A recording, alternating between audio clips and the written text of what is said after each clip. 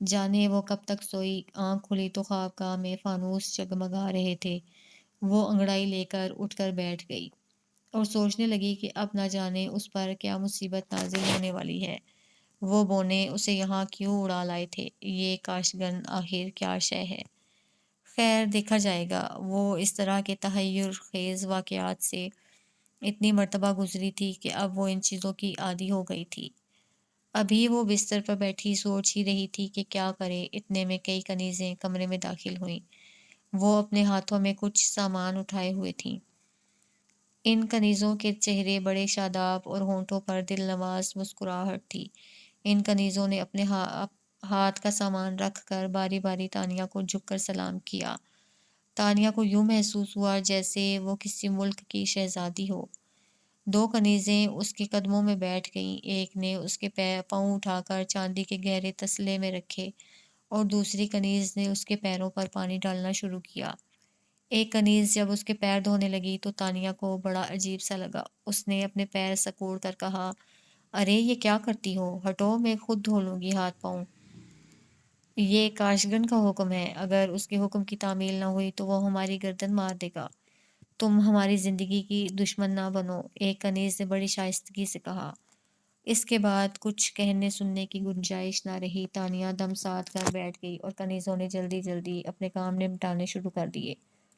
تانیہ کے ہاتھ پاؤں کے بعد بڑی نفاست سے منہ دھویا گیا، لباس تبدیل کیا گیا، اس کے بال بنائے گئے۔ جب وہ مکمل تیار ہو گئی تو اس کے سامنے ایک آئینہ لایا گیا۔ آئینے میں وہ اپنا عکس دیکھ کر حیران رہ گئی۔ اسے بڑی مشاکی سے تیار کیا گیا تھا۔ لباس اور بناؤ سنگھار نے اس کے حسن کو چار چاند لگا دیے تھے۔ یہ مجھے آخر کس لیے بنایا سنوارا گیا ہے؟ تانیہ نے آئینے پر نظر ڈالتے ہوئے پوچھا۔ تب اس کے سامنے سے آئینہ ہٹا لیا گیا۔ کنیزیں ایک ایک کر کے کمرے سے نکلنے لگیں۔ تانیہ بڑی حیران ہوئی کہ ان میں سے کسی نے اس کے سوال کا جواب نہیں دیا۔ جب آخری کنیز بھی کمرے سے باہر نکلنے لگی تو تانیہ نے اسے روکا۔ ارے بات سنو۔ وہ کنیز کمرے سے نکلتے نکلتے رک گئی اور اسے اجنبی نگاہوں سے دیکھنے لگی۔ بولی، کچھ نہیں۔ تم نے بتایا نہیں یہ سب کیا ہے؟ ہم نہیں جانتے، کنیز نے بڑی شائستگی سے کہا اور فوراً ہی کمرے سے نکل گئی۔ کنیزوں کے جانے کے بعد وہ اٹھ کر کھڑی ہو گئی اور پھر اپنا لباس سنبھال کر کمرے میں ٹہلنے لگی۔ لباس اتنا بھاری اور نیچے تک لٹکا ہوا تھا کہ اس حالت میں چہل قدمی کرنا ممکن نہ تھا۔ پھر وہ اس خوابگاہ میں رکھی اونچی سی کرسی پر اپنا لباس سمیٹ کر بیٹھ گئی۔ کچھ دیر بعد ایک کنیز آئی، اس نے کاشگن کے آنے کا اعلان کیا۔ جب وہ معمر اور پروقار شخص کمرے میں داخل ہوا تو تانیہ احتراماً کھڑی ہو گئی۔ کاشگن نے اسے اشارے سے بیٹھنے کا اشارہ کیا اور خود تانیہ کے سامنے رکھی ایک اور کرسی پر جلوہ افروز ہو گیا۔ کاشگن اسے بغور دیکھنے لگا، جیسے کچھ سوچ رہا ہو کہ بات کہاں سے اور کیسے شروع کرے۔ تانیہ منتظر تھی کہ وہ گفتگو کا آغاز کرے گا۔ جب وہ محض خاموشی سے اسے گھورتا رہا تو تانیہ نے اپنی نظریں اٹھا کر اسے دیکھا۔ اس کی بڑی بڑی آنکھوں میں ایک عجیب سی چمک تھی۔ وہ اسے زیادہ دیر نہ دیکھ سکی، اپنے نظریں جھکا لیں۔ تبھی وہ بولا، کیا نام ہے تمہارا؟ میں تانیہ ہوں، تانیہ نے اپنا تعارف کرایا۔ تانیہ، ہم ایک مصیبت میں گرفتار ہیں، ہمیں تمہاری مدد کی سخت ضرورت ہے۔ میری مدد کی؟ تانیہ حیران ہو کر بولی، میں بھلا آپ کی کیا مدد کر سکتی ہوں؟ تم کسی کو زندگی دے سکتی ہو، اس معمر اور پروقار شخص نے عجیب بات کہی۔ زندگی؟ زندگی تو اوپر والے کے ہاتھ میں ہے۔ جانتا ہوں، پر تم ذریعہ بن سکتی ہو۔ آخر مسئلہ کیا ہے؟ کچھ پتہ تو چلے۔ آؤ میرے ساتھ، یہ کہہ کر کاشگن کھڑا ہو گیا۔ دو کنیزوں نے تانیہ کا پیچھے سے اس کا بھاری لباس اٹھایا۔ کاشگن چلا تو تانیہ اس کے پیچھے پیچھے ہو لی۔ کاشگن جس دروازے سے داخل ہوا تھا اسی دروازے سے واپس ہوا۔ یہ اس چمکتے محل کا اندرونی دروازہ تھا، کیونکہ تانیہ کو جس دروازے سے لایا گیا تھا اس کے سامنے ایک حسین تالاب تھا۔ ایک طویل راہداری سے گزرنے کے بعد وہ بائیں جانب مڑا تو سامنے ایک سنہرا دروازہ دکھائی دیا۔ یوں محسوس ہوتا تھا جیسے یہ دروازہ سونے کا بنا ہوا ہو۔ بہرحال اس دروازے پر نقش و نگار کے علاوہ خوبصورت پتھر جڑے ہوئے تھے۔ کنیزوں نے سنہرے دروازے کو وا کیا اور خود پیچھے ہٹ گئیں۔ کاشگن کمرے میں داخل ہو گیا۔ جب تانیہ کمرے میں داخل ہونے لگی تو کنیزوں نے اس کا لباس چھوڑ دیا اور خود وہ دروازے پر ہی رک گئیں۔ تانیہ کے اندر جانے کے بعد انہوں نے دروازہ بند کر دیا۔ تانیہ اپنا لباس گھسیٹتی ہوئی آگے بڑھی۔ یہ بڑا کمرہ تھا۔ اس کمرے کے درمیان میں ایک شیشے کا تابوت رکھا تھا۔ اس تابوت کے علاوہ کمرے میں کوئی اور چیز نہ تھی۔ تابوت کے اوپر البتہ ایک فانوس لٹکا ہوا تھا جس کی روشنی تابوت پر پڑ رہی تھی۔ باقی کمرے میں ملکہ سا اندھیرا تھا۔ کاشگن اس تابوت کے پاس جا کر کھڑا ہو گیا اور تانیہ کو مڑ کر دیکھا۔ تانیہ بھی کاشگن کے برابر کھڑی ہو گئی۔ تانیہ نے تابوت کی طرف غور سے دیکھا تو اسے ایک جسم لیٹا ہوا دکھائی دیا۔ وہ جسم ایک سرخ ریشمی چادر سے ڈھکا ہوا تھا۔ وہ جو بھی تھا اچھے لمبے قد کا بندہ تھا۔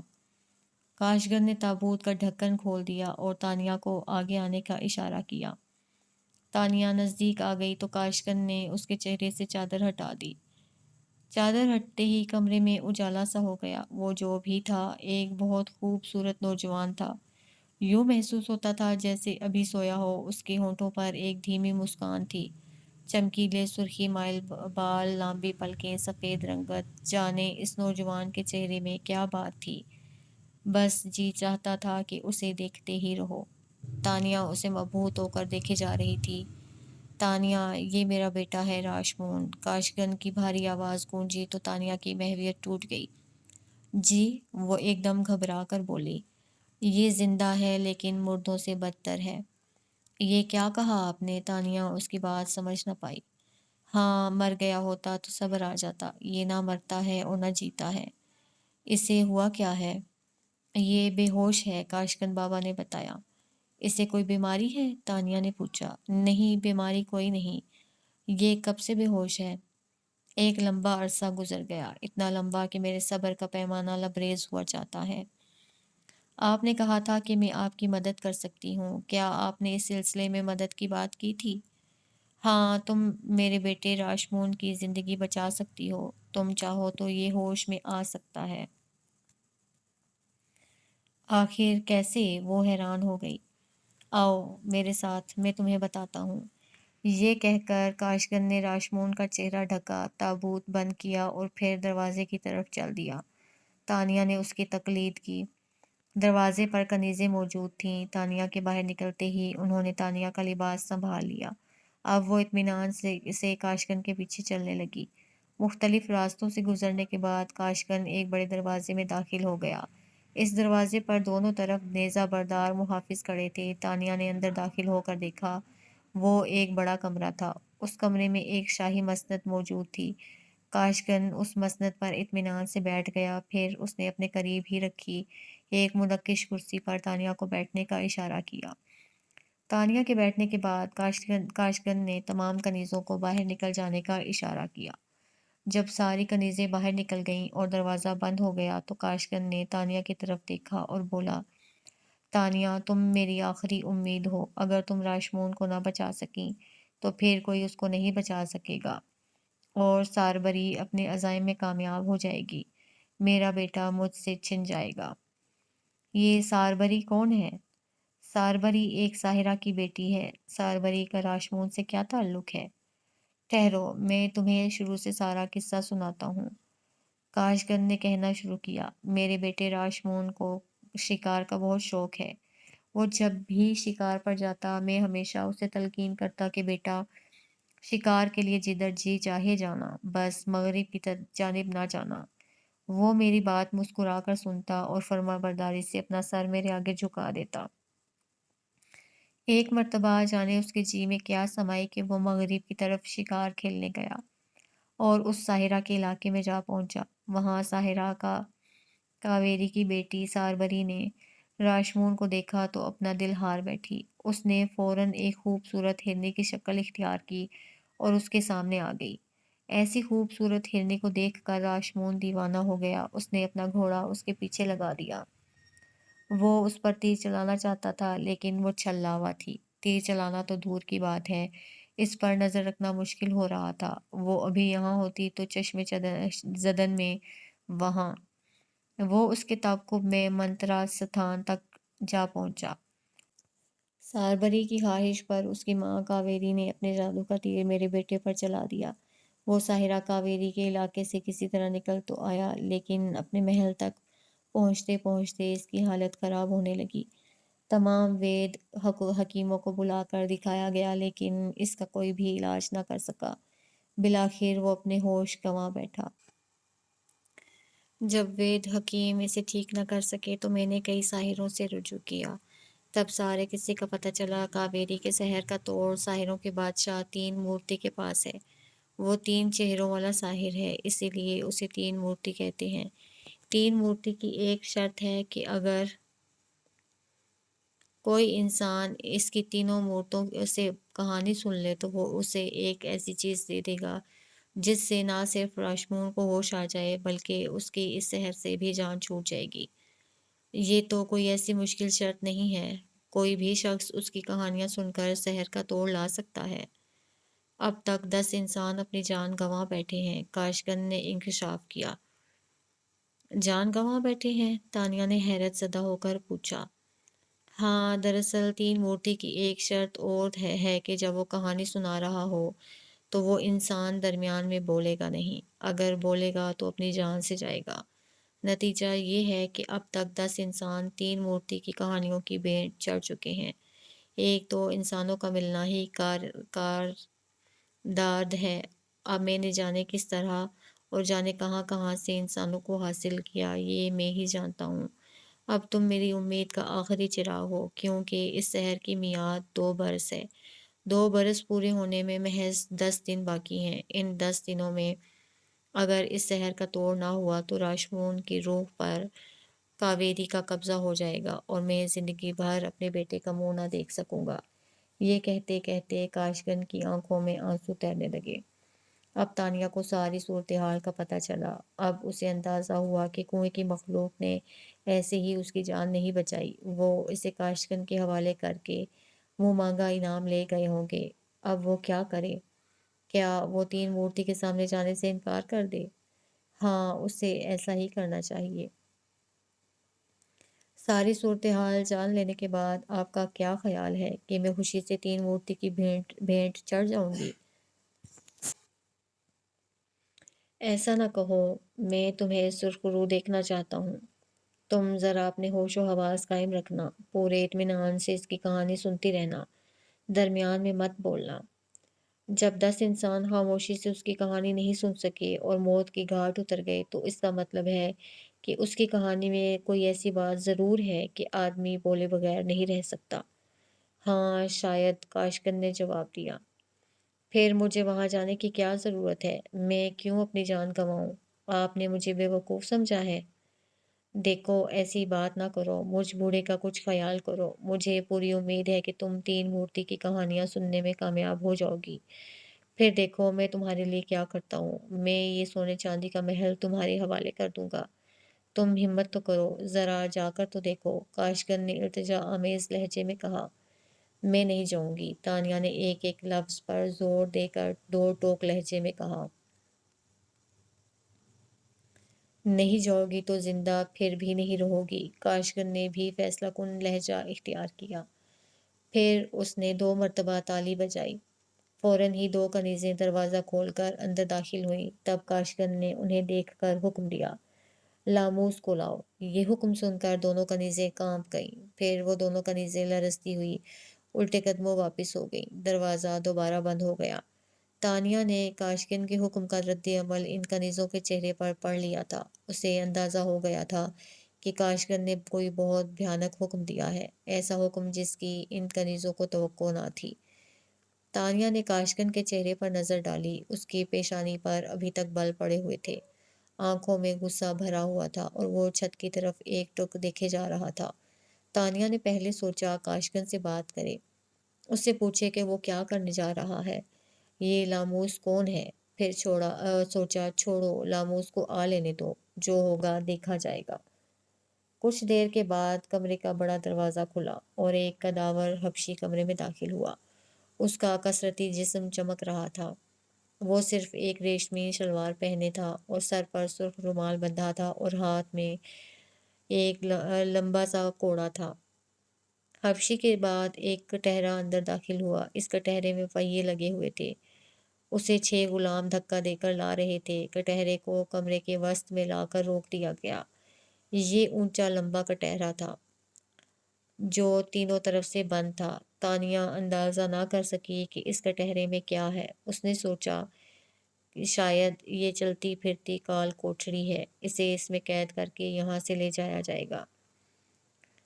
لاموس کتنے دن سے بھوکا ہے؟ کاشکن بابا نے پوچھا۔ 3 دن سے میرے آقا، اس کوڑے بردار شخص نے بڑے مؤدبانہ انداز میں کہا۔ ذرا ہمیں اس کی شکل دکھاؤ۔ تب اس حبشی نے کوڑا لہرا کر کٹہرے کا رخ تبدیل کرنے کا اشارہ کیا۔ 6 غلاموں نے فوراً اس کٹہرے کا رخ گھما کر کاشکن کے سامنے کر دیا۔ اسے دیکھ کر تانیہ کے ہوش اڑ گئے۔ سلاخوں کے پیچھے ایک بھوکا شیر کٹہرے میں بے چینی سے چکر لگا رہا تھا۔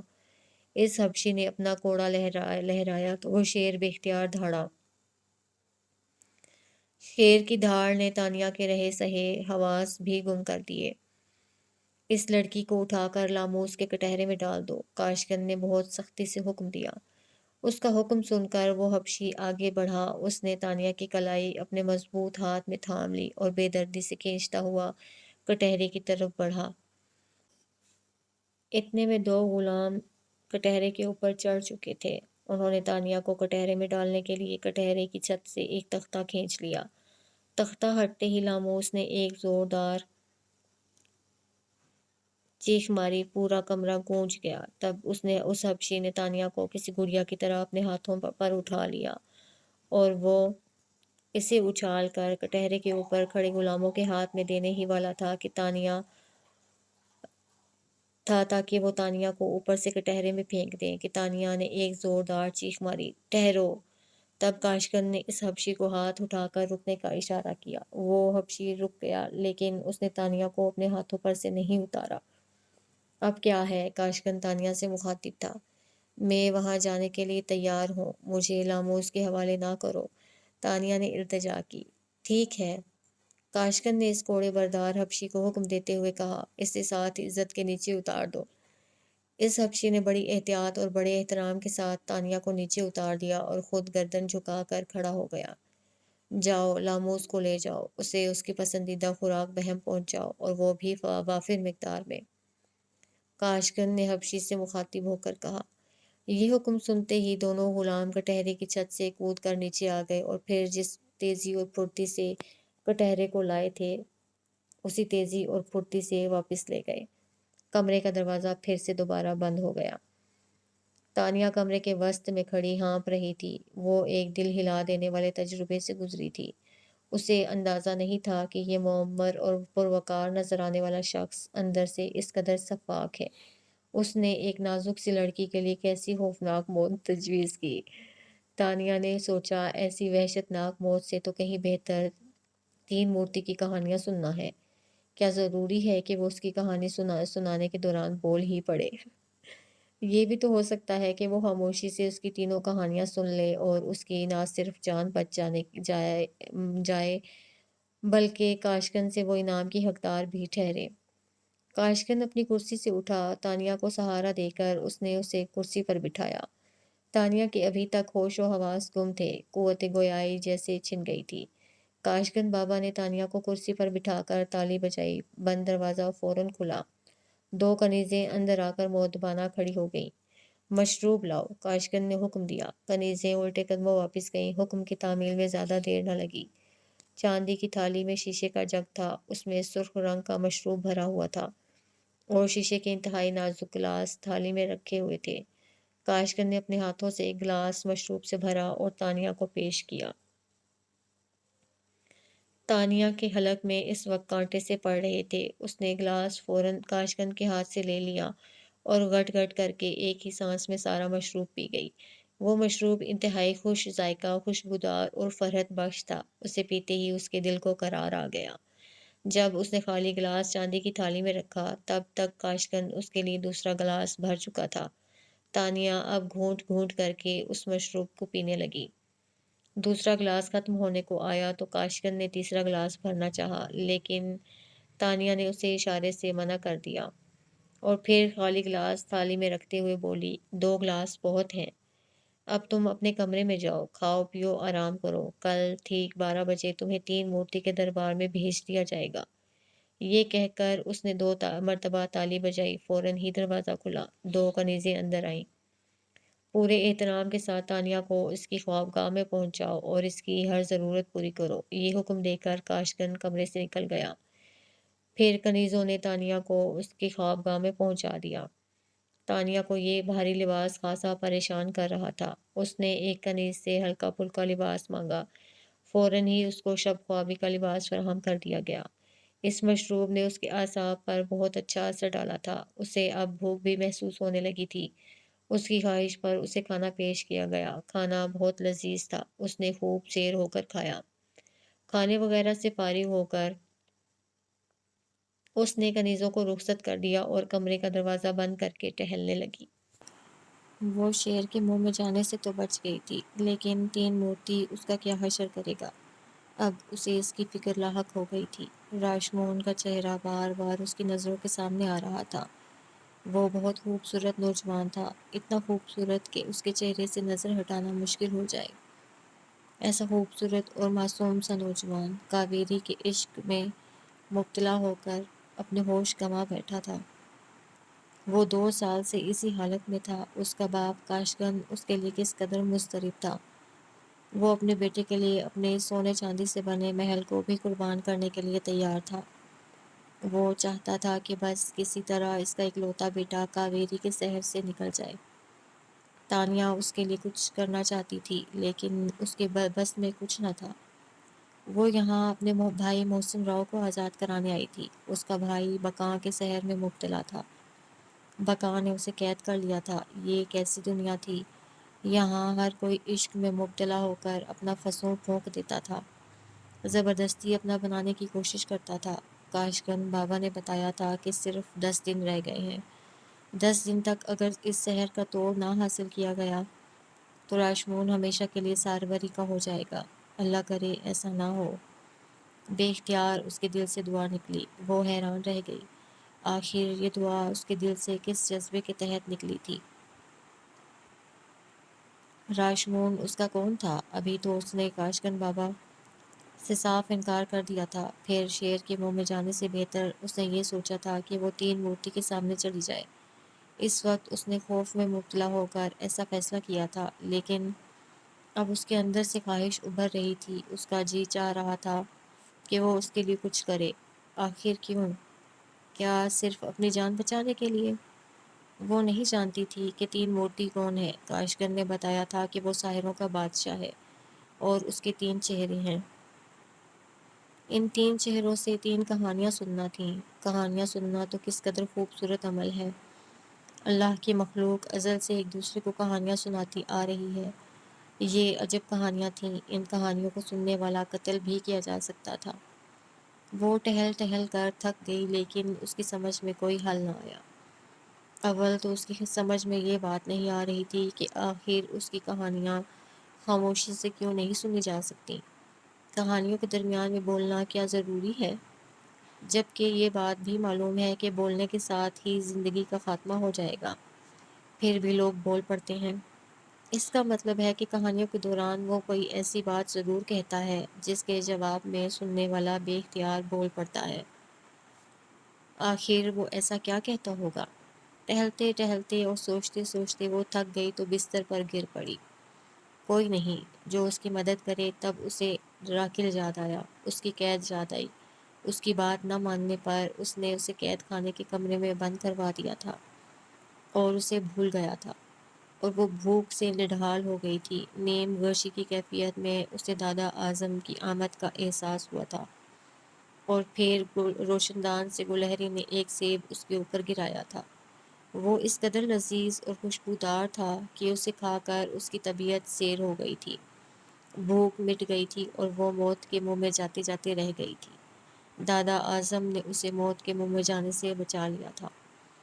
ایک مرتبہ پھر وہ موت کے دہانے پر آ گئی تھی۔ کاش دادا اعظم اس کی مدد کو آ جائیں، اس نے تڑپ کر سوچا۔ اے کاش ایسا ہو جائے، اس کے دل کی گہرائیوں سے یہ خواہش ابھری تھی، اور پھر وہ یوں ہی سوچتے سوچتے سو گئی تھی۔ تب وہ حیرت انگیز بات ہوئی تھی، دادا اعظم اس کے خواب میں آ گئے تھے۔ ان کے چہرے پر اطمینان بھری مسکراہٹ تھی۔ ان کا مسکراتا پر نور چہرہ دیکھ کر تانیہ کے دل پر سکون سا چھا گیا۔ اس نے آگے بڑھ کر دادا اعظم کے دونوں ہاتھ پکڑ لیے اور التجا آمیز لہجے میں بولی، دادا میں بہت مشکل میں ہوں۔ کیا مشکل ہے بیٹا؟ مجھے بتاؤ۔ دادا اعظم نے اپنا ایک ہاتھ چھڑا کر اس کے سر پر ہاتھ پھیرا۔ میں کیا کروں؟ کوئی ایسا عمل بتا دیجیے کہ میں تین مورتی کی کہانیاں بغیر بولے سن لوں۔ ہر کہانی سنانے والا یہی چاہتا ہے کہ اس کی کہانی کے دوران کوئی نہ بولے۔ اگر تین مورتی بھی یہی خواہش رکھتا ہے تو تانیہ تمہیں چاہیے کہ اس کی کہانی خاموشی سے سن لو۔ دادا میں تو خاموشی سے سن لوں گی، میں کیوں بیچ میں بولوں گی؟ لیکن مجھ سے پہلے جو 10 انسان اس کی کہانی سننے گئے اور یہ جاننے کے باوجود کہ بولنے کی سزا موت ہے، وہ بولے بنا نہ رہ سکے اور موت کے گھاٹ اتر گئے، تو دادا میں کس کھیت کی مولی ہوں؟ میں بولے بنا کس طرح رہ سکوں گی؟ تم کیا چاہتی ہو؟ اس کی کہانیاں خاموشی سے سننا، تانیہ نے بتایا۔ پھر تو ایک ہی ترکیب ہے۔ وہ کیا؟ تانیہ نے پوچھا۔ تم گونگی ہو جاؤ، دادا اعظم نے مسکراتے ہوئے کہا۔ گونگی بن جاؤں؟ گونگی بننے کا کیا فائدہ ہوگا؟ میں گونگی بننے کو نہیں، گونگی ہونے کو کہہ رہا ہوں۔ وہ کس طرح دادا؟ میں تمہیں ایک عمل بتاؤں گا، جب تم 3 مرتبہ اس لفظ کو دہراؤ گی تو فوراً تمہاری قوت گویائی سلب ہو جائے گی۔ وہ 3 چہروں والا شیطان تمہیں کتنا ہی بولنے پر اکسائے اور تم بولنا بھی چاہو تو بول نہ پاؤ گی۔ کوئی اگر تمہاری گردن پر چھری بھی رکھ دے اور کہے کہ بولو ورنہ قتل کیے دیتا ہوں، تو اس وقت بھی تمہاری زبان نہیں کھلے گی۔ واہ دادا، یہ ہوئی نہ بات! تانیہ نے خوش ہو کر کہا، اب جلدی سے مجھے وہ عمل بتا دیجیے۔ ہاں، اب تم میری بات غور سے سنو، دادا نے تنبیہی لہجے میں کہا۔ پھر دادا اعظم نے جو کچھ بتایا اس نے اسے اچھی طرح سمجھ لیا، یاد کر لیا۔ اس کے بعد اچانک اس کی آنکھ کھل گئی۔ دادا اعظم کی آمد کا احساس ابھی تک اس کے ذہن میں تازہ تھا۔ اسے یوں محسوس ہو رہا تھا جیسے دادا اعظم ابھی ابھی اس کے پاس سے اٹھ کر گئے ہوں۔ پتہ نہیں یہ ملاقات خواب میں ہوئی تھی یا ہوش و حواس میں جاگتے ہوئے۔ بہرحال جیسے بھی ہوئی تھی ہو گئی تھی۔ دادا اعظم اس کی مدد کو آ گئے تھے اور کیا شاندار ترکیب بتا گئے تھے۔ واہ واہ واہ! اللہ کے درجات مزید بلند کرے۔ اب تانیہ کو اپنی کامیابی کا مکمل یقین ہو گیا تھا۔ اب اسے کسی قسم کی فکر نہ رہی تھی۔ وہ بڑے سکون سے سو گئی اور دیر تک سوتی رہی۔ سورج بلند ہونے پر ایک کنیز نے گلاب کی کلی کو تانیہ کے دمکتے رخسار پر مس کر کے اٹھایا۔ کلی کی خوشبو اور رخسار پر نرم لطیف لمس کے احساس نے اس کی بند آنکھوں کو کھول دیا۔ آنکھ کھلی تو اس نے ایک حسین کنیز کو اپنے اوپر جھکے ہوئے پایا۔ تانیہ اسے دیکھ کر مسکرائی۔ کنیز نے جواباً مسکرا کر وہ گلاب کی کلی اس کے ہاتھ میں دے دی۔ گلاب کی کلی لے کر تانیہ نے اسے سونگھا۔ بڑی مسحور کن خوشبو تھی۔ وہ اٹھنے لگی تو کنیز اسے سہارا دینے کے لیے آگے بڑھی۔ تب تانیہ نے فوراً کہا، نہیں، اس کی ضرورت نہیں۔ ضرورت ہے، کنیز نے بڑی شائستگی سے کہا۔ آپ ہمیں اپنی خدمت سے نہ روکیں۔ اچھا ٹھیک ہے، تمہاری اسی میں خوشی ہے تو ایسا ہی صحیح۔ یہ کہہ کر تانیہ نے اپنا ایک ہاتھ اس کی طرف بڑھا دیا۔ کنیز نے اس کا ہاتھ نرمی سے پکڑ کر بہت پیار سے اٹھایا۔ جب وہ بستر پر اٹھ کر بیٹھ گئی تو کنیز نے کہا، اب آپ غسل فرما لیں، تب تک ناشتہ تیار ہو جائے گا۔ آپ کو یاد ہوگا کہ آج ٹھیک 12 بجے آپ کو 3 مورتی کے دربار میں حاضر ہونا ہے۔ جانتی ہوں، تانیہ نے خوشگوار لہجے میں کہا۔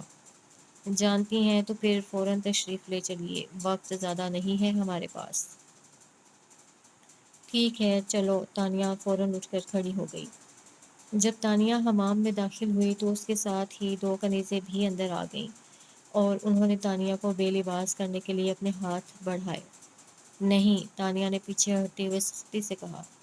وہ دونوں کنیزیں سہم کر رک گئیں۔ تم دونوں جاؤ، میں ابھی نہا کر آتی ہوں۔ لیکن اس میں سے ایک کنیز نے کچھ کہنا چاہا، لیکن کچھ نہیں، میں تم لوگوں کی موجودگی کسی قیمت پر برداشت نہیں کروں گی۔ یہ کہہ کر اس نے دونوں کنیزوں کے ہاتھ پکڑے اور ان کو حمام سے باہر دھکیل کر دروازہ اندر سے بند کر لیا۔ وہ ارے ارے کرتی رہ گئی۔ تانیہ نہانے کے بعد جب آئینے کے سامنے کھڑی اپنے بال خشک کر رہی تھی تو اچانک راشمون کا خیال اس کے ریشمی بالوں میں آبدار موتی کی طرح اٹک گیا۔ وہ اپنی حسین گھنیری زلفوں کو جھٹکتے جھٹکتے رک گئی۔ وہ سامنے آئینے میں اگرچہ اپنا چہرہ دیکھ رہی تھی، لیکن اس کی خیالی نظریں کہیں اور تھیں۔ وہ کچھ اور دیکھ رہی تھی۔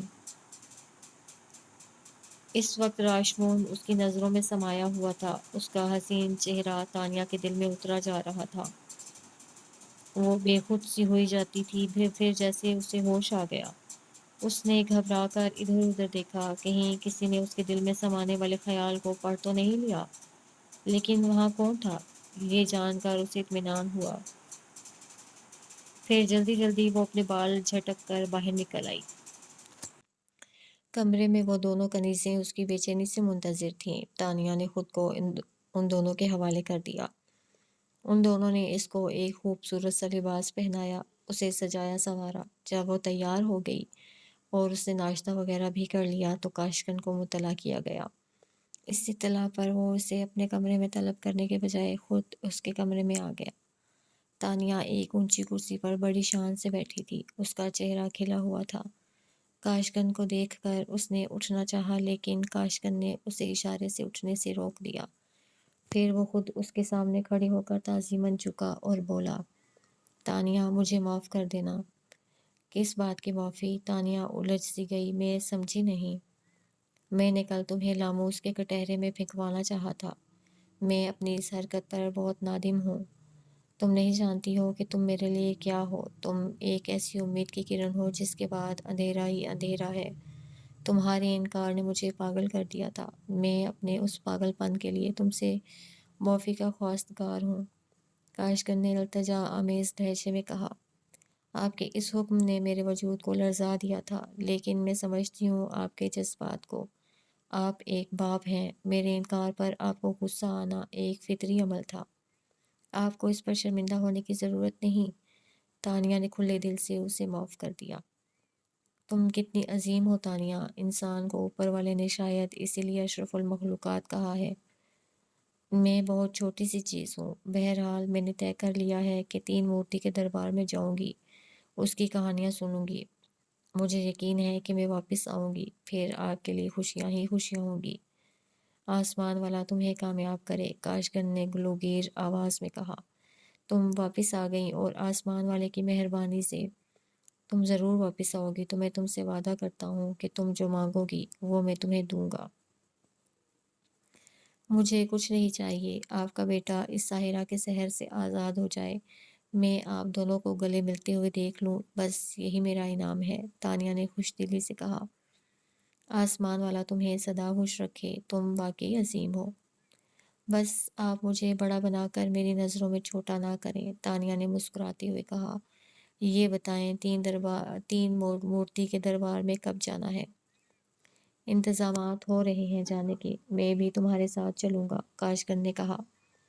انتظامات مکمل ہونے پر کاشکن کو اطلاع دی گئی، تب وہ تانیہ کو لے کر اپنے محل سے باہر نکلا۔ تانیہ نے اپنے سامنے ایک خوبصورت بگھی کو پایا جس میں دو خوبصورت گھوڑے جتے ہوئے تھے۔ کاشکن نے اسے سہارا دے کر بگھی میں بٹھایا اور پھر وہ خود بھی اس کے ساتھ بیٹھ گیا۔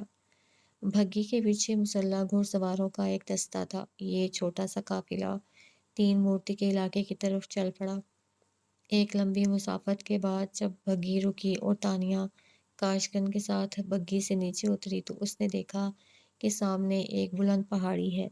پہاڑی کی چوٹی پر کوئی مندر جیسی عمارت بنی ہوئی ہے اور پہاڑی کی چوٹی پر جانے کے لیے پہاڑی کو تراش کر سیڑھیاں بنائی گئی ہیں۔ اوپر جانا ہے؟ کاشکن نے دیکھتے ہوئے کہا۔ چلیں، تانیہ یہ کہہ کر آگے بڑھی۔ پھر وہ دونوں سیڑھیاں چڑھنے لگے۔ مسلح گھوڑ سواروں کا دستہ بگھی کے پاس ہی رہ گیا۔ سیڑھیاں بہت زیادہ تھیں، اوپر پہنچنے میں خاصا وقت لگا۔ सीढ़ियाँ चढ़ते चढ़ते तानिया का सांस फूल गया, लेकिन हैरत की बात ये थी कि मुअम्मर होने के बावजूद काशगंद की सांस में ज़रा भी फ़र्क नहीं आया था। ऊपर पहुंचकर तानिया आखिरी सीढ़ी पर बैठ गई और लंबी लंबी सांस लेने लगी। क्या हुआ? काशगंद ने फिक्रमंदी से पूछा।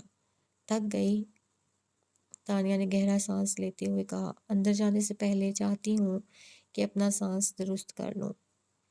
अच्छा, तुम यहाँ बैठो, मैं अंदर जाकर अपनी आमद की इत्तला करता हूँ। काशगंज ये कहकर दरवाजे की तरफ बढ़ गया। तानिया नीचे देखने लगी। उसे नीचे खड़ी हुई बग्घी और घुड़सवार नजर आ रहे थे, मगर बहुत छोटे छोटे। इस वक्त वो खासी बुलंदी पर थी। फिर उसने इमारत पर नजर डाली। ये इमारत बड़े बड़े पत्थरों से बनी थी। पत्थर सुर्ख था और इमारत किसी किले की तरह मजबूत दिखाई देती थी। इमारत बुलंद थी, लेकिन दरवाज़ा काफ़ी छोटा था।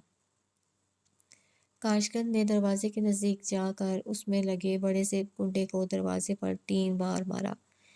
कुन कुन की आवाज़ हुई, फिर फौरन ही दरवाज़ा खुल गया।